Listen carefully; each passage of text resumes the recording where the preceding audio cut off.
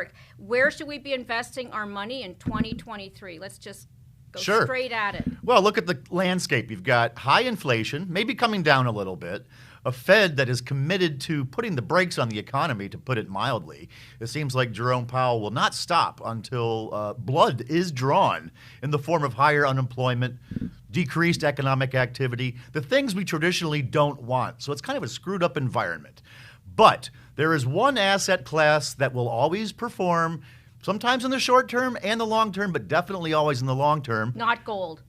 Well, it's got a 5,000-year history, so gold, I wouldn't write it off totally. Gold likes it when interest rates are low and going lower. So that might happen in the future if the Fed does decide to stop doing this sadistic stuff to the economy by hiking interest rates 450 basis points this year. We haven't seen that kind of action since 1994. Yeah. Before that, 1980. So the asset class that I would suggest people look into, dividend-paying stocks.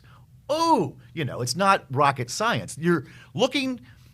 I'm a value investor. So Right. I do one of the newsletters that I do is the Forbes Dividend Investor. So I'm looking for stocks that trade at discounts to their historical valuations. If a stock usually trades at 20 times earnings and it's trading at 15 times earnings and it's not completely falling apart as a business, there's probably a future there because earnings over time always rise.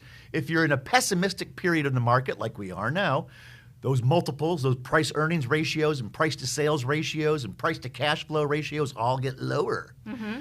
But you've got to look back at 150 years of publicly traded securities in this country and say, well, I guess the trend is kind of higher.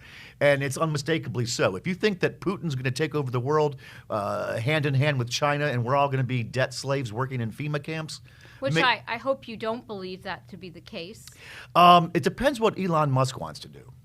Oh my gosh.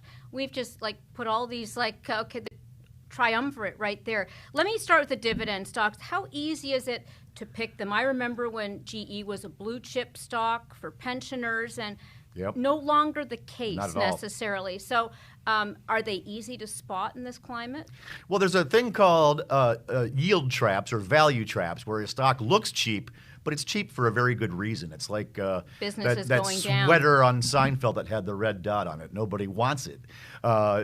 Jeffrey Immelt took 20 years to unravel what Jack Welch did in the prior 20. So General Electric is no longer a blue chip. So I have about a 7 or 8 point inspection that I go through. And one of those is free cash flow. A company's got to generate free cash flow because without that, there really is no ongoing economic value. It's got to have the ability to distribute cash. You can talk to Warren Buffett, his mentor Benjamin Graham, and they'll all tell you the same thing, although it would have to be from the grave for Mr.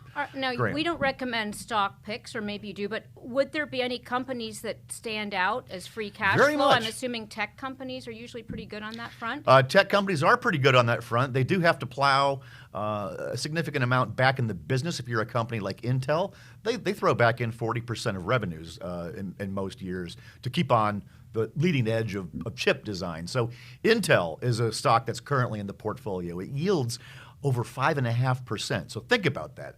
Today you think, Intel might be a little bit more expensive in the future. I want to own that stock. And it's not just a crapshoot. You're getting paid real money every quarter from Intel, and they've got a pristine dividend history. The company's been around since 1968. Okay. Any others that come to mind? Yes, very much so. Seagate Technologies, STX, another high dividend yield above 5.5%. Unless we stop storing data on solid-state drives and disk drives and other currently known technologies, Seagate will be around. Let me throw one more at you. The first company that developed a pacemaker back in 1957 called Medtronic, and MDT is the ticker symbol. Your yield is not quite as high as Intel or Seagate, but Medtronic, a company, again, with a long history of producing profits, distributing cash, innovating, staying ahead of the curve. There are some places in retail, across the board, retail looks cheap. Nordstrom, Kohl's, American Eagle Outfitters, Macy's, all these stocks.